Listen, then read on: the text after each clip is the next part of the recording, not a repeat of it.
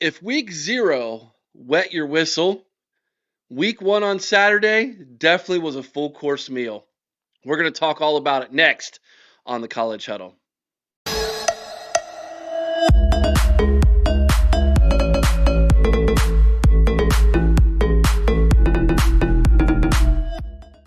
And joining us now on the College Huddle is my good friend Jerry from the Three Glasses of Whiskey College Football Podcast. Jerry, welcome to the College Huddle. Eric, thanks for having me back on. I really appreciate it. Yeah, this is I love talking ball with you, my friend, and we might come from different sides of the rival, but when it comes to just talking general college football, man, I don't know that I enjoy doing this with anybody more than you, my friend. So this is gonna be a lot of fun. Well, I second that. I mean, when we're off screen and we're talking on the phone or texting each other, it's great when two guys that love college football start talking about it. And we're not experts; we're just fans, right? But there's so much to talk about after yesterday as well. Well, I've learned in my 44 young years of existence that sometimes talking with fans is better than talking to the experts because they really don't know what they're talking about. So I would rather listen to you, I think, than some of the stuff I heard yesterday on ESCCPN. That being said, let's dive into what is the biggest story coming out of yesterday's games, and that is the fact that Alabama went down to Tallahassee, Florida, a Florida State team that went 2-10, mind you, in 2024. Hit the portal, obviously. Gus Malzahn goes there to help out with their offense. But no one expected Florida State to do what they did to Alabama in a driving rain in the first half and then a dominant closing of the game in the fourth quarter. And that is this: Florida State took away Alabama's mystique. And the further Bama gets from Nick Saban, I think the less everybody fears of them. This is not a Nick Saban Alabama. And I don't even know what to describe a Kalen DeBoer Alabama yet, but I know this much: it ain't the same. And Florida State goes in and defeats Alabama 31-17. Let's talk about it. Let's talk about it. Jerry, your thoughts on that Wow. game. So I have to, I'm going to say that I was wrong. I thought after Castellanos gave them that bulletin board material back in June saying they don't have Saban to save them, that you're not going to be able to stop me. I'm like, those guys are posting that on the board. I know a couple of Alabama players chirped after that saying, we'll see on the field. I give him credit. He backed up his words like a champion. I mean, he balled Profit. out in that game. And I give him so much credit because I mean, I even was like, what are you doing? Be quiet. Like, don't give them more. You nailed Yeah. it, though. You nailed Yeah. it, Eric. You said they lost their mystique, and that's exactly what Florida State did. And when you talked about Kalen DeBoer, I have some thoughts on this, so bear with me. You know, when a coach when a coach changes, I mean, obviously there's going to be changes.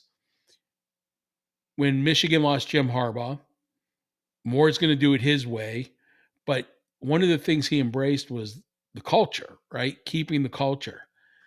And when Saban retired, everybody knew there's going to be a drop off, right? You have the best coach to ever coach college football leaving a program. Of course, there's going to be a drop off, but I don't think anybody saw the culture that he built, that tenacity that he instilled in his players, that, I don't know, I don't want to call it discipline, but more of that, hey, win at all costs. Do whatever you have to do in the off week to prepare for the game, to go in and dominate your opponent, that part of it's gone. I mean, what hasn't changed is they still have 4 and 5 stars up and down the roster, but Kalen DeBoer let, and I do think he's a good coach, but he let that that reputation, that culture that Alabama had, he let it slip by. It's gone. That culture of, we're going to have great players and they're going to play at a high level and they're going to bully their opponents, it's gone. And the other thing is they lost their identity of running the ball and stopping the run. That it's gone as well. And I know when DeBoer was at Washington, he aired it out a lot. But a team like Alabama with their offensive line, that was supposed to be one of their strengths. That offensive line got moved around. And on defense, Alabama couldn't stop the run at all. And No. it's just so not typical of the team that we've been accustomed to over the last 15 years. Those fans in Tuscaloosa have to be pulling their hair out right now. And I just wonder, like, if they don't right the ship and get that culture back in that mentality of we prepare to win all week, I think it may be a tough sled this year for Alabama, which is not what I was expecting. And the other thing I thought was Ty Simpson, in my mind, he was the question mark. He was the bright spot for for Alabama. He wasn't the question mark. He was the player that tried balling out, Yep. and he actually, you could see his heart while he was playing, especially on that last run where he barely missed the first down. I mean, he should have been caught 2 or 3 times. And I don't know, problems in Tuscaloosa. What do you Yeah. think? Yeah. Totally. They lost that game, in my opinion, at the line of scrimmage. Both sides of the ball. They were em- they were demasculated, essentially. They Florida State took their manhood, man, and which I didn't anticipate. I did not expect that, and it was shocking, is what it was. I think they have a identity crisis in Alabama. I think that is now evident. I think that is obvious, and it's very interesting because Nick Saban on College Game Day made some interesting remarks, and so did Lee Corso. And hats off to Lee Corso, who rightly guessed the winner of the Ohio State Texas game, which is on deck. And then he also made before he did that, he told everybody because they have their dogs of the week, and he picked Florida State, and everybody, oh, that's good, Lee, you Florida State guy, we get it, that's nice of you. And then he doubled down, he goes, I think they're going to beat Alabama, and everybody's just kind of like, yeah, the old senile guy. He nailed it. He called that upset. Um, it's interesting to me what's going on in Tuscaloosa. Jerry, I wanna throw the schedule out to you. This is ugly. This loss hurt them in the college football playoff more than people want to admit. I have a saying, Jerry, when it comes to the upper echelon of the teams in college football, 10 and you're in. You win 10 games, you're going to get in the CFP. Bama's one of those teams. 10 and you're in, boys. Absolutely. They won 9 last year and they didn't get in. And two of those losses were bad losses. Oklahoma, who I think was 6-6, and Vanderbilt, like and I know Vanderbilt was not your mom and dad's Vanderbilt last year, but still, it's still Vandy guys. Yeah, but those were the losses that literally kept them out. They had nobody to 100%. complain about or complain to other than to themselves for losing those games. If they lose another one like that, I don't know that DeBoer makes it through this makes it through the end of his contract. But listen to these games they have on deck. L.A. Monroe, Louisiana Monroe. That's a win. Should be a win. It's at home. Then they host Wisconsin. That is not. I mean, Wisconsin is again. This is not a Barry Alvarez Wisconsin football team here, guys. This should be a win as well. And they won that game pretty easily last year. And I still think they win that game, but still, Wisconsin's going to run the football here, so we'll see how they can bounce back. And that is before they go to Athens to take on the Bulldogs. Whew, it doesn't get any easier. Listen to this. They have the rematch against Vanderbilt. They go to Missouri, and then the gauntlet starts. They host Tennessee. They go to South Carolina. They host LSU, and they host Oklahoma. That's 4 straight SEC games against ranked opponents. If they lose at Georgia, which They probably will. I think they would. Yeah. Even even if they lose by 1 point and it was a great game and hey man, we're one of the if they lose one of those 4 games I just mentioned, that's 3 losses. I don't think they're getting in, not with that loss to Florida State. And so uh I think they're in trouble, Jerry. I can't agree with you more. You know, at the beginning of the year, I thought before I was seeing anybody play, I thought, yeah, Bama's going to make the playoffs probably. I They were my pick to just win the SEC this just year. a natural shoe in. But after seeing that game, and as you said, it demasculated, right? Like just losing their mojo and their manhood. First of all, the Wisconsin game at the beginning of the before seeing anybody play, I thought, yeah, they're going to beat Wisconsin. But now, are they going to be looking ahead to Georgia the week after? And it's away at Wisconsin. The place is a loud place to play.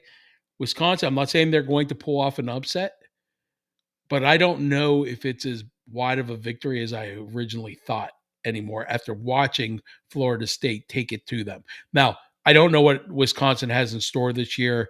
I've talked to the Bucky report. I think they're pretty happy with the direction the program's They going. just want to get to 6-6, guys. Yeah. I mean, you just never know after seeing what played out. And if something like that happens, then forget about it. You're right. He's gone.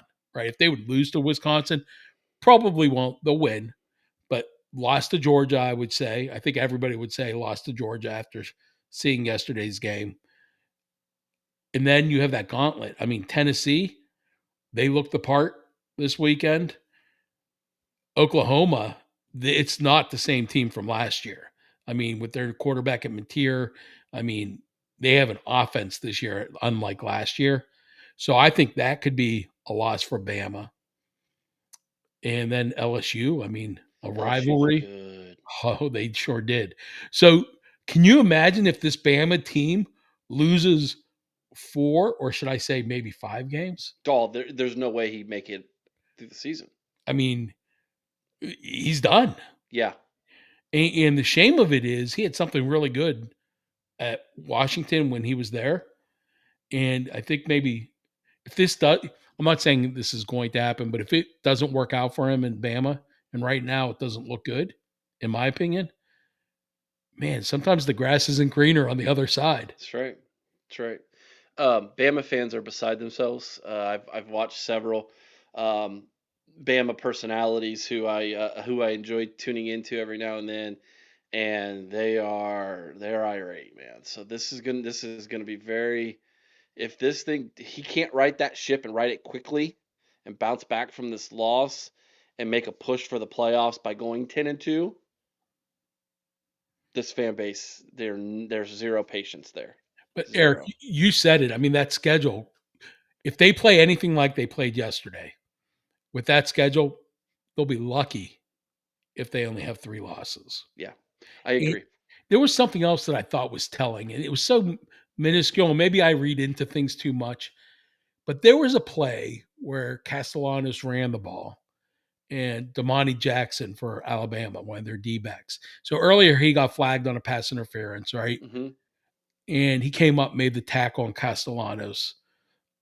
He got up and he starts chirping to him while he was down on the ground still. And I'm like, what are you chirping about? Like, shut your mouth, right? Like, Hmm. you guys are getting run over like a freight train and you make one play and you start chirping.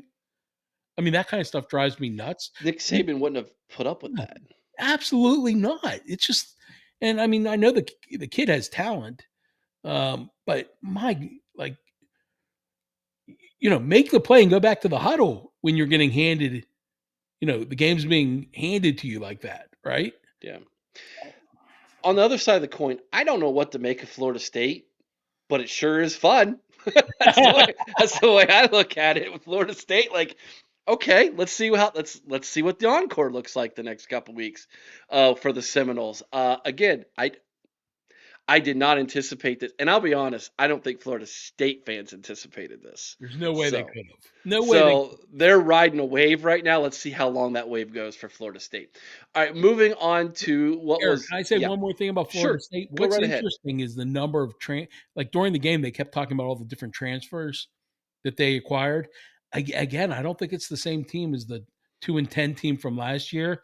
But if they play defense the way they played against Alabama, they have a shot in the Yeah, ACC.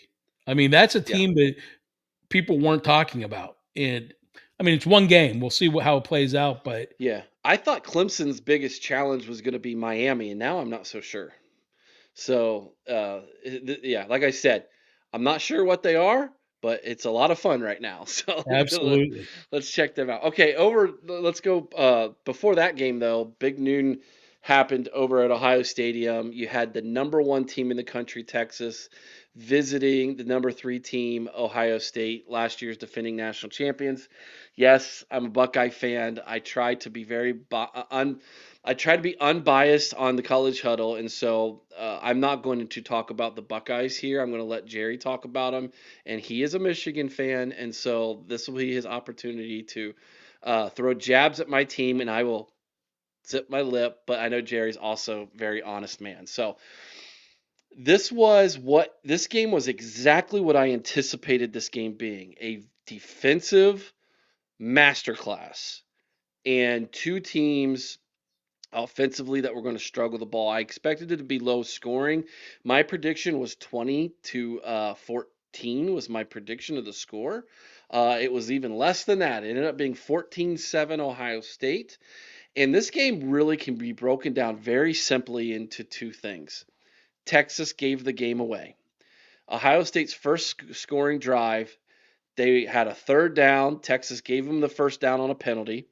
They had another bad penalty that put Ohio State into the red zone, and then Ohio State, it took four downs for them to punch the ball in, but they eventually did on the goal line. And then later in the game, Arch throws an interception that then leads to the second score of the game. Ohio State scored both their touchdowns on basically Texas mistakes. On the other side of the ball, Arch Manning had a terrible football game. Let's just call it like it is. He was so inaccurate, like really bad. And I don't know if it was, I don't know if it was just nerves and maybe some scheme by Ohio State's defense that was shaking him up, or maybe he's just overhyped. I don't know yet. That's yet to be determined. But I know this much. I think both of those teams are college football playoff caliber defenses. I do know that. Jerry, your thoughts on Ohio State's win over Texas in the shoe yesterday? All right. So, yes, I am a Michigan fan, blue throughout, maize and blue. I'll tell you what, I thought I was actually impressed with Ohio State yesterday. You're saying maybe it was handed to them. Eh, I actually don't view it that way. I think when a team in any top matchup, when a team pulls out the win, they pulled out the win not because of, yeah, mistakes can impact the game. But I'll Hmm. tell you what Ohio State did, and this is why I think they earned that win. They made plays when they had to make plays. End of story. I mean, they had 4th and 1. What do? They score a touchdown. Texas had how many 4th and 1s? No touchdowns, no first downs, right? I think Ohio State, their offense did enough. They made the plays when they had to, and they walked away with that victory. And I think that says volumes about them because that was a defensive win for Ohio State. We all know by the time the end of the year comes around, saying, I mean, by the time he plays Michigan, he's going to have 1 year under his belt, just like Underwood will at that point. With the talent around him, that offense is going to click without question. And I think making that statement on defense and playing defense in a manner that reminded me of last year's defense when they stopped everybody inside the 5 yard line or on short down plays.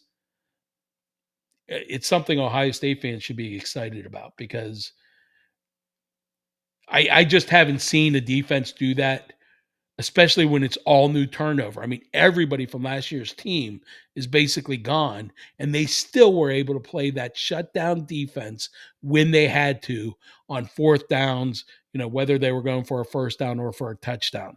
And that means something. So Ohio State should be proud of that win. I will say their offense Didn't fare great, but they made plays when they had to. And frankly, how many teams are going to look great against Texas's defense?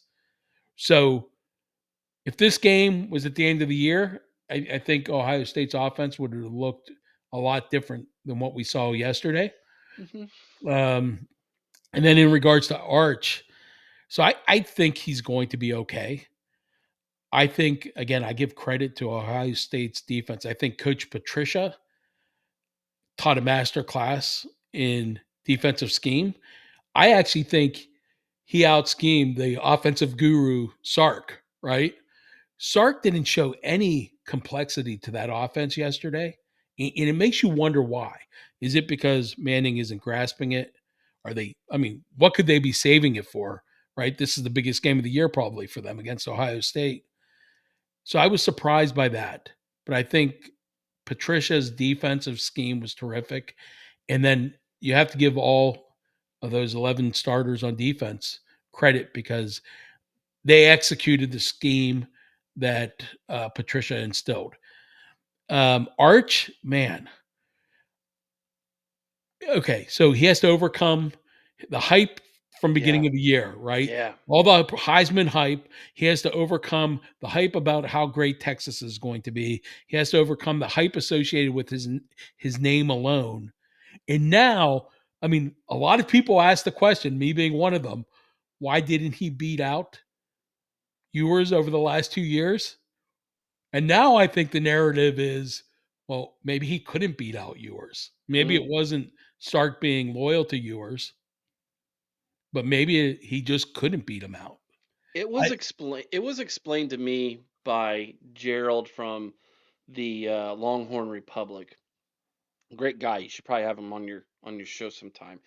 Um, that it was explained to him that Quinn Ewers knew the playbook so much better to where he could um, uh, at the line of scrimmage read the defense and audible out of things much easier than what Manning could, and that made sense to me when that was explained to me. And and to piggyback off of your comment about Patricia, as well as the fact that maybe Sark seemed like he didn't have all the playbook open to Manning yesterday. This was the third time that Sark and Patricia went head to head against one another. It had okay. happened. It had happened twice before in the NFL, and Patricia's now 3-0 against Sark. Something to be So said there. yeah, he might have his number a little bit. He was doing something very unique on with the defensive backs to where I think Manning was incredibly confused pre-snap what coverage they were in, and then he was disguising his blitzes very, very well, especially in the second half. So it was an interesting chess match between a couple play callers on the and I want to touch on Manning a little bit. We're sitting here on the OHIO podcast, me and my co-hosts. We're doing a live watch during the game. And every commercial break, there was another Manning commercial, and it was Arch. And NIL's a good thing. I'm not saying it's not. But when you have everything you mentioned, the the Heisman hype, the Texas is number one hype, and you've never started, you've started two games, but they were gimmies. Let's be honest. They were not a defensive teams like Ohio State. And you're born a Manning, and you have all of this gravitas surrounding you. Some of those players on Ohio State took that personally. You know that. He's going to get a lot of people who are just gonna they're to reference one of my favorite movies, Spinal Tap, they're gonna turn it up to 11 on him. Okay? Like they're gonna come after him. If Manning can't handle that this year, I am concerned for Texas. I think defensively they're gonna be in every game no matter what. But I don't think they're a national championship caliber football team if Manning can't turn this thing around and show me that he can be a championship level quarterback. Does that make sense? Am I saying Yeah, that it makes properly? yeah, it makes all the sense in the world. I think you are right, right? I mean, look, I know there's a lot of nil in college football, but I mean, obviously Manning is one of the top Yep. nil earners probably in all of college Those athletics. commercials aren't cheap. Absolutely, absolutely. The one thing I do want to say though, I mean, he looked horrendous yesterday. What 37% of his passes were off target. Yeah. That's more than just defensive scheme. That's like something's going on inside your head, right? Yeah. Because the kid's accurate. He can throw a He ball. he was Chuck Knob blocking some of this. Yeah. If that's there's a 90s baseball reference for Yeah. some of you. Oh, Chuck Knobloch couldn't throw it to first. But so that was all on display yesterday for everybody because everybody's eyes were on that game. With that being said, I do think he's a really talented kid. And I think, look, Ohio State can make a lot of people look foolish. And he he didn't look good, right? He was made not to look like a 5-star Heisman candidate quarterback that he probably is. So I do think that you'll see some turnaround from him. I don't think the rest of the year will be as bad as what yesterday was for him. But I'll tell you what, if he comes out against the next big opponent, I don't know who they have next week, but the next big game that they have, if he doesn't ball out, you talk about turning up the pressure, the heat's going to be under him, right? They've got three gimmies, and then they go to Florida. They go to the Swamp to start October. They host they the Red River rivalry, so that was at Texas State Fair or something like that Yeah. is where the game's at. So it'll be split 50-50. And then I really don't see them having another game that is worth kind of bringing up until they play Georgia late in the year. Um, and that's that's their ninth game, 10th game. So at Okay. Georgia on November 15th, they finish up by hosting A&M at the end of the year. Listen, if there's going to be a 9-3 team that makes it this year, it's going to be Texas. Yeah. Because that, you start off number one, that helps. You lose to a team that's probably going to make the college football playoff, so it's not a bad loss. It's considered a good loss. And you've heard all the talk by all the talking heads saying, look, we want these teams to play these games. They shouldn't be punished. And, well, you say, okay, well, didn't you just say Alabama? Yeah, Florida State was unranked, guys. Yeah. That was a Completely bad, different game. Completely different type of game. completely. And I don't think, like I said, Bama's schedule is not easy. So I think Texas is going to be fine. I think they'll probably get to 10 wins. Maybe 9-3 still gets them in. I still feel good about that. So I think Texas probably, if they end up being 9-3, is going to be the best 9-3 team in college football, right? As Yeah. far as rankings. So I think they're fine. And again, that defense is legit. So they don't have to score a ton of points to win football games. Like they're going to be fine winning games 24-17. That's going to be where Texas is at in my opinion. So I think they're going to be fine. All right, let's move on to the nightcap last night. Clemson and LSU. Now I predicted Clemson to win and cover in that game. I thought that Clemson was a national championship possible roster. I thought Klubnik was Cade Klubnik was my Heisman pick going into the season. Brian Kelly had not won a season opening game at LSU since he had been there, and I thought more of the same. And Clemson was going to win this one. This was Jerry the hardest hitting game of the day. There was no doubt about it. These two were going at one another from the opening whistle. I felt LSU outplayed Clemson in the first half despite trailing at halftime.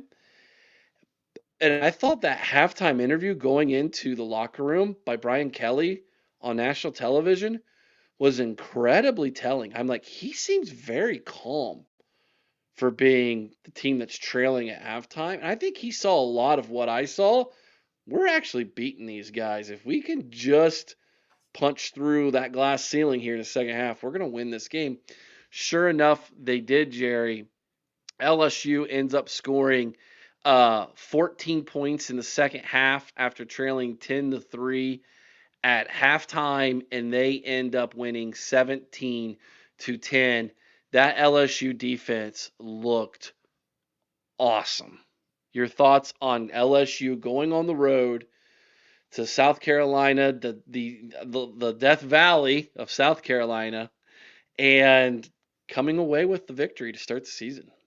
Well, you nailed it. Defense. Seemed like it was the story of the day yesterday with some of these big boys. We just got done talking about Ohio, Texas, and Florida State's defense, and that carried right over into this night game. You know, their defense played terrific. They held Clemson, I think, to 32 yards on the ground on 20 carries. So that's just over a yard a carry average. I mean, that is what LSU has lacked over the last few years has been defense. They have so much talent on offense. If they're able to put a defense like that on the field for the rest of this year, look at SEC because I think at the beginning of the year, I thought LSU was going to be really good, but I didn't think their defense would perform like they did last night. And to shut down Klubnik in that running game and the passing game for Clemson, I mean, Klubnik threw for what, 230? You expect more out of a Heisman candidate.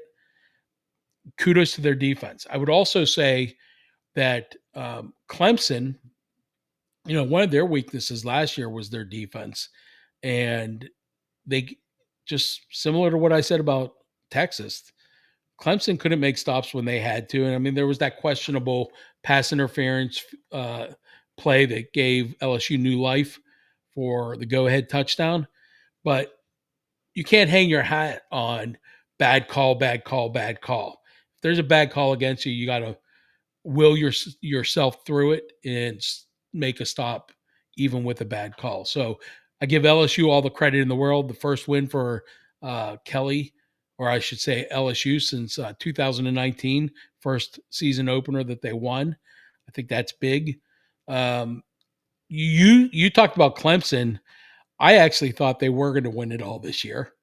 I'm not saying that they won't, but yesterday makes me scratch my head because I mean their defense didn't play bad by any means, but they weren't good enough. And offensively, that team goes as Klubnik goes. And yesterday, he looked pedestrian. They What? looked one dimensional, Yeah. is Well, the they were. problem. They were. Yeah, no, yeah, They you're right. literally were. I mean, you and I could have been in their backfield, and could we have done much? Well, maybe we could have. We could have done worse, but um, yeah, you got to give LSU a lot of credit. But it's scary if they're able to play defense at that level. That is a scary team. That is one that can challenge for the national championship if they can maintain that type of defense. And kudos to Perkins. I mean, that kid was a stud as a freshman, and he had a great game yesterday too. So Yeah. What's your thoughts on LSU's quarterback, man? I thought he looked. I've never been a big Garrett Nussmeier fan. I always thought, I don't see what the big deal is over him. He was 28 of 38, 230 yards and a touchdown.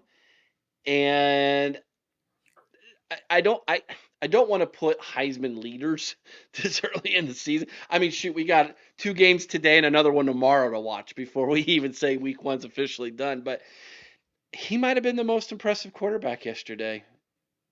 yeah, he actually played well. He got his team the victory. He's definitely a Heisman candidate.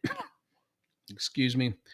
Uh, I'm in the boat that you are. When I've seen him play over the last couple of years, I've never been like, wow, look at this talented quarterback. I don't have the same eyes that some of these NFL scouts have, and these coaches. Obviously, they can break down all the technique and everything else. But just from a fan's perspective, he was never the guy that made me say wow. But he can make all the throws. You see him make the throws. He does win. So there's something to be said for that. In regards to the best quarterback yesterday, I'm going to disagree with you on that. I think that one may go to John Matera at Oklahoma, Okay. but he didn't play the same caliber of competition that Nussmeier did. Yeah, I try to Sure. hold my opinions of quarterbacks like that back until they actually play somebody that that's got a pulse defensively before I overreact to things. It's one of the reasons why I'm keeping it to these three games that we're talking about Yeah, right now. But yeah, it remains to be seen. But LSU, I did not think they were a CFP team going into the season. I know some of the experts picked them, and I thought, I just they have a tough schedule. They have a very tough schedule. very. This was the type of game that they kind of needed to win for a couple reasons. Number one, they need to get off the we can't win at to start the season schneid. They did that finally, and now they got a little bit of momentum. Big win under the belt. Now they got some momentum. The rest of their schedule, like I said, here's some of the teams they play, and I'm not going through win Yeah, and because there's a big long list. These are just the ranked opponents that remain on their schedule this year from the conference: Florida, Ole Miss, South Carolina, A&M, Alabama, Oklahoma. Those are all top 20, 21 ranked teams they play this year in their conference. LSU's got a difficult schedule. It's a little bit of a gauntlet. I think LSU is one of those teams like I mentioned before. 10 and you're in, boys. Like that's with that without kind of question. schedule, get 10, you're in, especially with you the way you beat Clemson. I think LSU could be competing for an SEC championship this year. I'm in agreement with you. Um, I thought at the beginning of the year when I was going through and breaking down like how I thought these teams stacked up, I mean I think they were loaded with talent, but when I looked at the schedule, it was just brutal, right? And I thought, yeah, they're going to drop a couple of those. But I also didn't think that they were going to show a defense like they showed last night against Clemson. Yeah. And yeah, 10-2 they're in without question they're in. And I think a team like Texas, a team like Georgia, they better keep their eye on LSU because they have the hmm talent. They definitely have the talent to make some noise. Yeah, 100%. Let's flip it over to Clemson now. A lot like Texas, Clemson, okay, tough loss. I'm not concerned for them. Like, yeah, I know that the running game looked really bad. That might have been more to do with LSU's defense than anything. We'll see. The ACC to me, Jerry, it's not even top heavy, so you can't even like to me the ACC is the weakest of the Power Four conferences. And I know that sounds crazy because you think well, there's better teams in the ACC than the Big 12. I think from top to bottom, the Big 12 is as level even as you can get. Like anybody can beat anybody on any given Saturday in the Big 12. That's not the case in the ACC at all.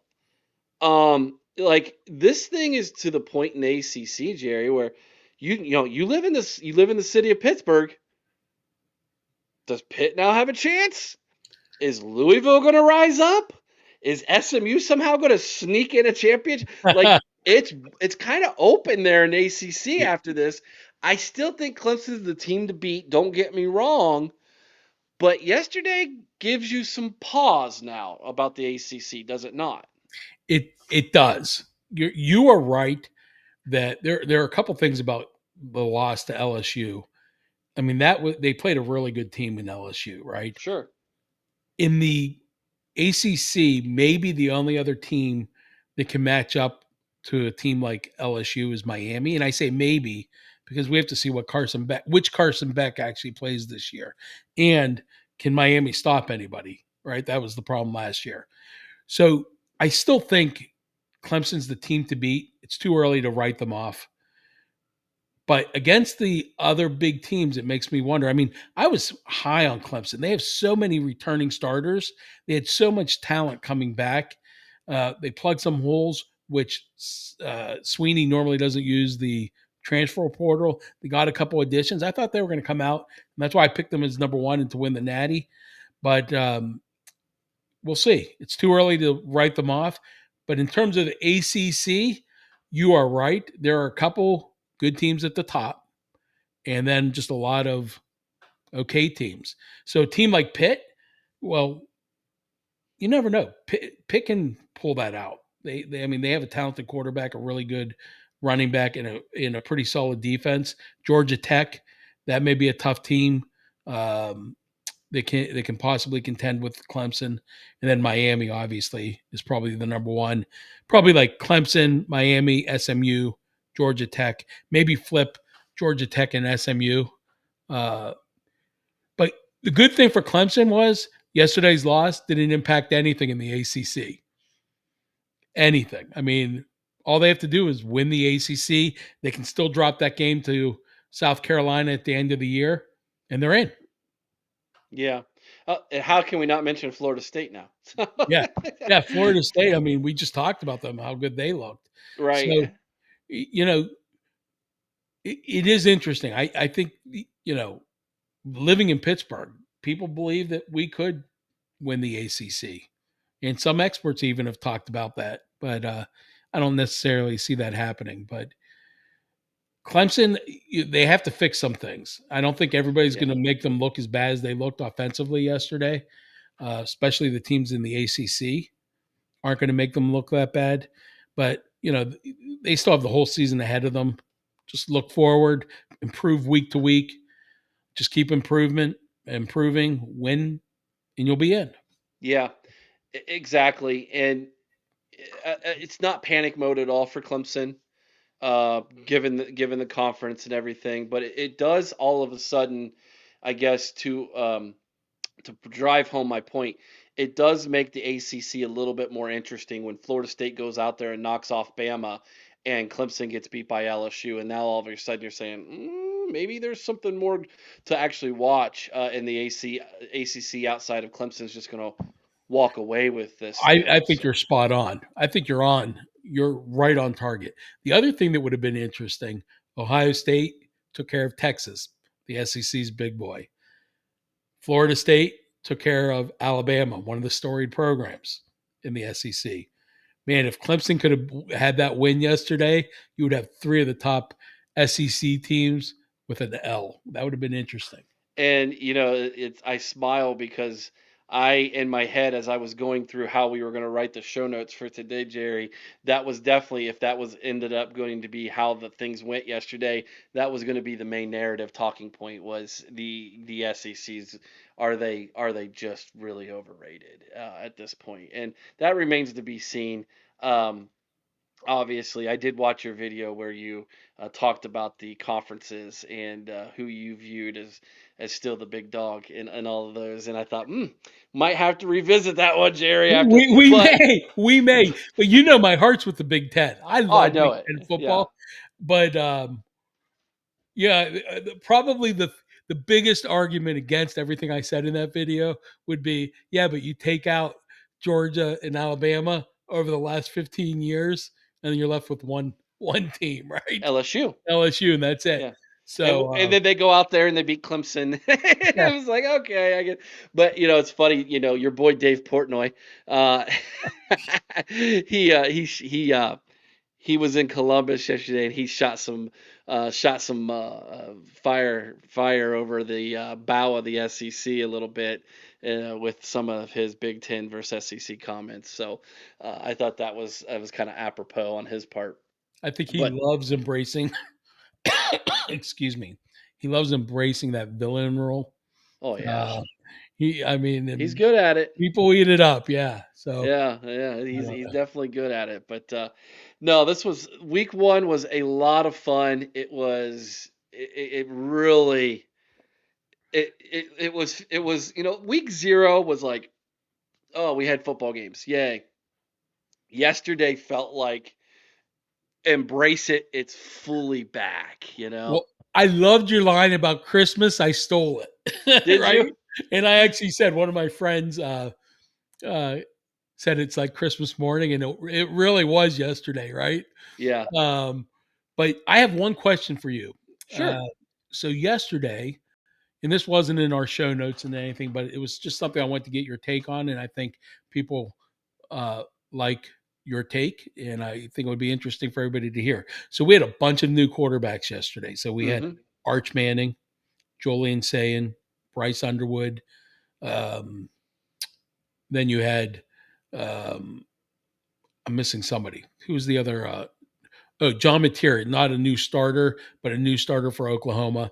Mm-hmm. Um, I think I'm missing somebody. Who am I missing? The Well, other, you had the Florida State quarterback was Castellanos. yeah was new to Florida State, but not new to college football. He's like 23 years old or something, if I recall correctly.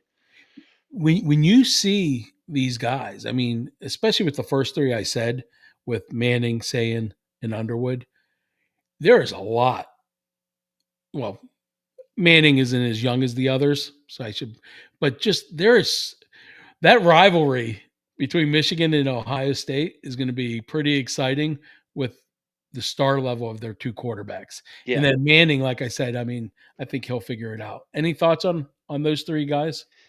Yeah, it definitely felt like they are the next wave of quarterbacks that are going to be talked about. And it's interesting that you mentioned Julian Sain in the same breath as Manning, beyond the fact that they just played against each other yesterday, because I thought to myself, this could become a very good rivalry between those two.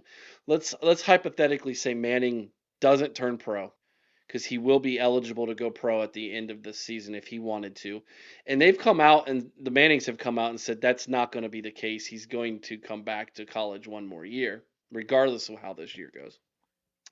Ohio State visits Texas next year in the non-con as well. So they return the home and home visit to Austin. And so Julian Sain, if he stays healthy and all goes well, will be the starting quarterback as a redshirt sophomore next year. And then Manning will be a redshirt junior next year, and they will play each other again. Imagine if these two teams play in the college football playoff this year as well. You could be looking at these two going up against each other, playing three times in the span of 15, 16 games. Um, this could be a really fun rivalry that would then eventually probably translate over to the NFL someday Yeah. too. I couldn't agree more. It's exciting, and that's what I love about college football, Yeah, right? That you do have these battles brewing and so forth. I'm excited for all three of those quarterbacks. I think they're all going to be the real deal. yeah. Can I give Um, you my quick take on Underwood? oh, absolutely. So I didn't watch. I watched the first drive. To be full disclosure, I turned it over to Clemson, LSU, and watched that full game. And I know a lot of people can watch multiple screens. They can do the split screen, multiple TVs. There, I can't do that. I don't have the ability to. I focus on one game, and I'm glued to it. That's how I watch the game of football. I might go back and watch like highlights and things, but I'm very much a singularity game at one game at a time. Now I might flip over during commercials and things, but I don't have a real in-depth opinion of Underwood yet beyond just the rivalry banter between Ohio State and Michigan fans with him. I'll say this. He is physically imposing, dude. He's a big kid. 6'4". He does not look like a quarterback. He looks like a defensive end at quarterback. It's exactly the case. Yeah. He's Cardell Jones, but athletic looking. And that's my only take is I'm going to be very interested to watch his development this year, because obviously next week I'll be watching his whole game. Yeah. So that'll definitely be something that's on my to-do list this year, because but my first initial opinion was he's big. He is a big boy, and not only his size, but he is fast as well. Like they did not showcase his running ability other than just having him roll out and so forth, Right. but he can move as well. And I'll tell you what, as a Michigan fan, I he was the highlight of the night for me. Like watching him make some of the throws that he made. And when you look at his numbers, he had some incompletions, but I think they had 4 or 5 drops where he put the ball where it had to be, and they just dropped it, right? He made some throws that were really impressive. He looked mature beyond his years. Granted, it was against New Mexico, and New Mexico, I mean, they played hard, but that's not Oklahoma. So we'll see. Next week's going to be really interesting how he plays, uh, given Normandy, Oklahoma, the crowd, the stakes in that game. Should be fun. Yeah, it's going to be great. We'll be here to preview that game here on the College Huddle. We're going to be talking about that later this week as well as some of the other big games. It's not as top heavy next week in the rankings as far as who plays it, but there's some really interesting games next week. So along with Michigan, Oklahoma, that we will dive into later this week here in the College Huddle. That being said, Jerry, I really appreciate you joining me. Tell everybody about your podcasts and where they can find you. All right. So, Three Glasses of Whiskey, College Football Podcast. We're on YouTube and basically anywhere that you'll find your podcast, Apple, Spotify, Amazon, and so forth. We have a website, threeglassesofwhiskey.com. You can always go there and watch shows or send us something via the communications. And then obviously we're on social media, Facebook, X, and Instagram. So I appreciate all that you do, Eric. It's always a lot of fun to talk ball with you, my man. Appreciate it. It is. Yeah, you've quickly become one of my favorite people in this community. You're definitely one of mine. That's And, hard for a Buckeye to say, but here we are. that's what I was about to say. Who would have ever have thought a diehard Michigan fan and a diehard Buckeye fan would become boys? Yeah. But it's sort of like Jake Butt and I can't remember the guy that used to be on the Big Ten network. Um. He's on a different station. Yeah. Yeah. The linebacker for Ohio State. He went to Yeah. NBC. Gosh, it starts with it starts with an H. It's gonna come to me after we For a get done while, they had a recording. podcast together. I don't think it's there anymore. Um, we won't let that happen to us, though. No, no. I mean, well, I guess if NBC or the Big Ten Network comes calling for us, Jerry. I would say take it as Right, quick as you could. I don't right. think my phone's going to ring for that, though. Yeah. Well, guys, go check him out. Give him some love. Subscribe to his channel if you watch us. We'll put a link down in the show notes below where you can find him. And enjoy the rest of today and tomorrow in college football, man. It's a celebration. You know, we previewed a little bit of Notre Dame, Miami, so go back check out those videos if you like. We had North Carolina guy on a month ago, so go check that out as well from the Heel Brothers podcast. Go check those out before the game. Get yourself prepared for those, and then of course, make sure you're subscribed to the channel. Hit the thumbs up if you don't mind. We appreciate that. And please let us know what you think about what we think down in the comments section below. We love to chat with you, talk some ball. We appreciate you taking the time to watch Jerry and I discuss the three big games from yesterday in week one of college football, guys. All right, now, Jerry, I usually end this program by saying the chant of the team of the guest as of my way of saying thank you for being on here. I'm not going to make you do that, my friend. Well, we have a bet with one another. We'll do it on that. The winner will do it that after that game. Yeah. So if the Buckeyes lose a fifth straight, there's going to be on the OHIO podcast, there's going to be some upset Buckeyes with me because Jerry's gonna have me decked out in his favorite colors and probably saying the little saying they all like to say. So I guess until then, guys, make sure you check out the channel and make sure you're rooting for your favorite team as always, guys. Jerry, thank you so much. Hey, fist bump.